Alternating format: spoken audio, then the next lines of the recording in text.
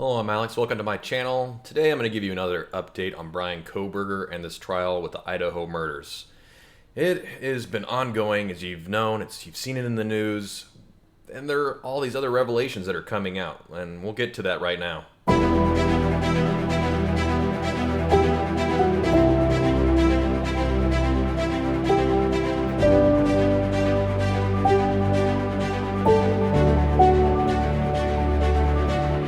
Be sure to check out my other video. It gives more in-depth analysis of the case and what led to Bryan Kohberger and the murders.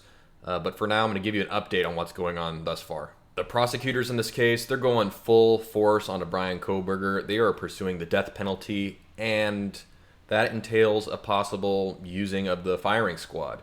You know, the firing squad that was used way back when. Usually you use this in a military tribunal or something that is involved in some kind of war-related action. In many cases where they have the death penalty, lethal injection is what's usually the standard. However, in Idaho, there is a provision if the lethal injection materials are not available, they can resort to a firing squad. Usually when I'm thinking of a firing squad, I'm thinking about old muskets, a person being blindfolded and dragged out into a courtyard and shot in succession with a few other people.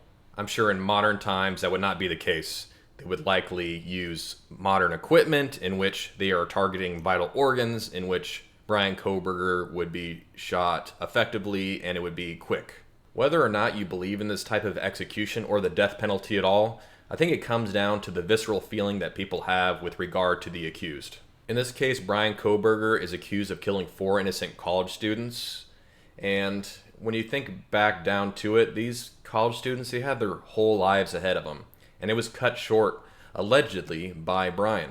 I don't presume to know what the victims' families are thinking.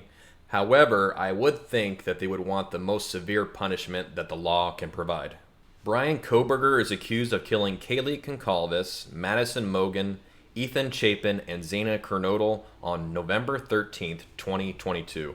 With over 120 law enforcement officials on this case, they have collected a plethora of evidence against Bryan Kohberger. With that said, Bryan's defense team, they want all that evidence because they want to prove that DNA was there, but that he did not kill them.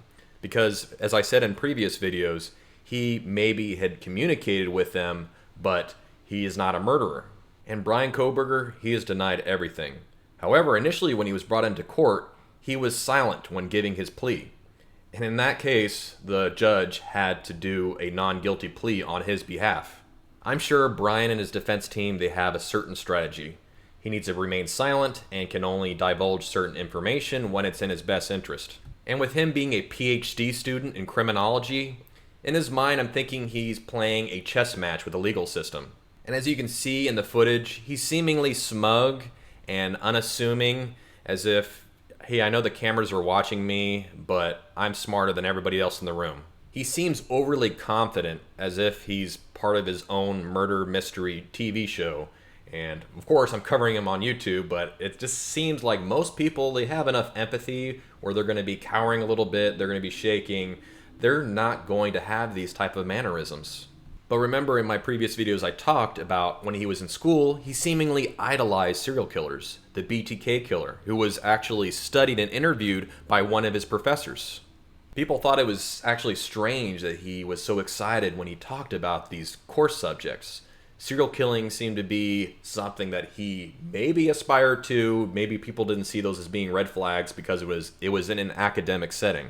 But despite Bryan seemingly being smug about all of this, his defense team doesn't really have anything until they get that evidence and build a case on his behalf. But that's pretty much it for this video. I will keep you updated in the future about any new revelations in this case.